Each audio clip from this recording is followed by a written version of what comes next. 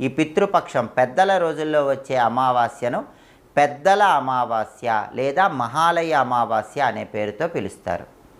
ఈ మహాలయ అమావాస్య రోజు మరణించినటువంటి పెద్దలకు సంబంధించి కొన్ని విధులు పాటించాలి. అవి పాటిస్తే వాళ్ళ అనుగ్రహం ఉంటుంది. వాళ్ళ అనుగ్రహం ఉంటే తరతరాలకి అదృష్టము ఐశ్వర్యము కలిసి వస్తుంది. జాతకంలో ఉన్న పితృదోషాలు పితృశాపాలు తొలగిపోతాయి.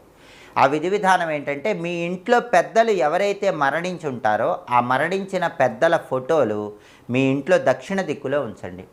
ఆ ఫోటోలకి గంధం బొట్లు కుంకుమ బొట్లు పెట్టండి. ఆ ఫోటో దగ్గర దీపం పెట్టి వాళ్ళకి ఏవైతే పదార్థాలు ఇష్టమో ఆ పదార్థాలన్నీ వండి నైవేద్యంగా పెట్టండి. పూల మాలికలు ఆ ఫోటోలకు అలంకరించండి. వాళ్ళకి నైవేద్యం పెట్టిన ఆ పదార్థాలు మీరు ప్రసాదంగా స్వీకరించండి. ఇలా చేస్తే మీ పెద్దలు సంతోషిస్తారు, వాళ్ళ అనుగ్రహం కలుగుతుంది.